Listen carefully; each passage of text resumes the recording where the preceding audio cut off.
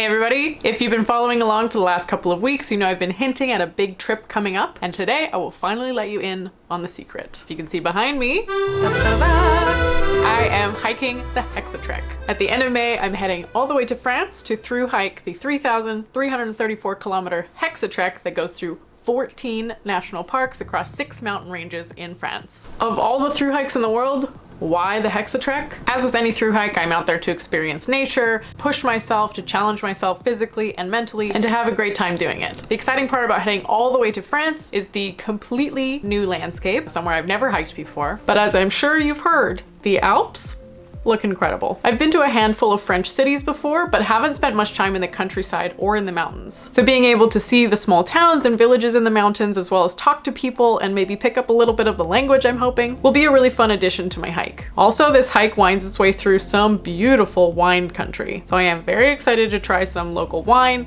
local cheese, and just generally snack on French food for this trail. On top of that, the Hexatrek uses many of the already existing GR trails, which are some of the highest quality trails in the whole world. Preparation for hiking the Hexatrek has been a little bit different than my previous attempts at the PCT and hiking the Colorado Trail. The biggest difference for me as a Canadian is needing a visa. Since this hike is 3,000 kilometers, it's gonna take quite a while to do. So in my planning, I decided I wanted to make sure that I did have enough time to experience everything and really enjoy my trip, while not just trying to blaze my way through the whole trail as fast as I could, which means it will probably take me 100 to maybe 115 days, which means I'll need a visa to stay in France for longer than 90 days. As a Canadian, I can't stay in a Schengen country for more than 90 days in a row within a 180-day period. So a few weeks ago, I sent my passport away and applied for a long stay visa for France. Before deciding to do this trail, just take a look at what your country's visa requirements are for staying a long time in France. Of course, you could push and try to do this trail even faster, but in my personal opinion, I think you'd be missing out on a lot of the experience. The second thing I've been doing to prepare for this trip is physical preparation and flexibility training. Mainly, I've been going to the gym about 4 times a week to do cardio and strength training, long walks uphill on the treadmill, and yoga classes. What I learned from my previous thru-hikes is that flexibility is a huge part of being successful on the trail. I think that flexibility is definitely an overlooked part of prepping for a thru-hike. And not only just preparing for a thru-hike, but also maintaining your physical ability while on trail. If this is something you're interested in learning more about, I'm a certified yoga instructor and I could make some more videos on stretches to help maintain flexibility on trail. So let me know in the comments below if that's something you'd like to see. And lastly for preparation is the backpacking gear. Luckily, I'm going to probably use most of what I've been using for backpacking over the last few years, so I won't need to do many changes to that gear list.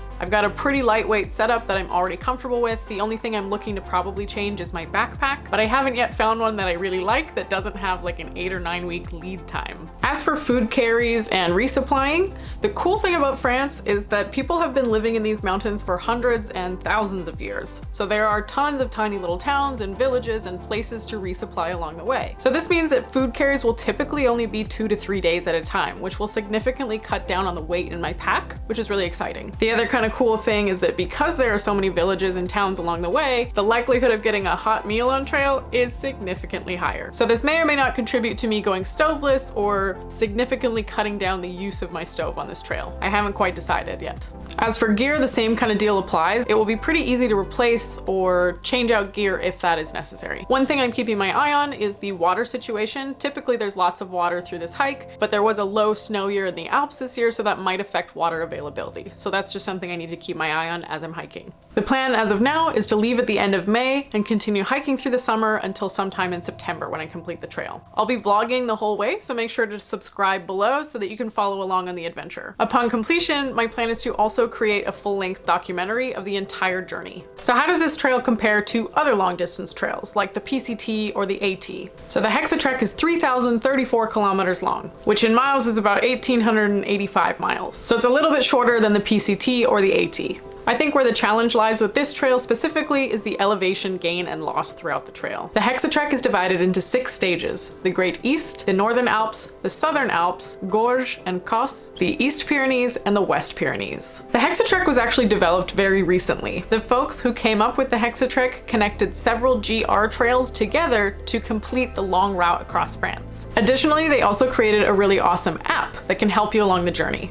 It breaks down the trail into stages, gives waypoints, markers for food, water, and even shelter now as they continue to update it, and it just gets better with every update. 2022 was the inaugural year for the Hexatrek, so there's only been one cohort of hikers to successfully complete the whole trail. I think that's one of the really exciting parts of hiking this trail this year, is because I'll be one of the first cohorts to complete the whole trek. And that's pretty much what I know for now. I'm still working on the planning stages and getting all of the parts and pieces together, but I'll keep you guys updated along the way. I'm super grateful for everyone who follows this channel and interacts with each of the videos. It means a lot. If you want to take supporting this channel one step further, I would super appreciate you following the link here to my Patreon to subscribe there. I do post some behind the scenes stuff and a little bit more on the planning stages as I get closer to my start date for the Hexatrek. And until next time, happy hiking.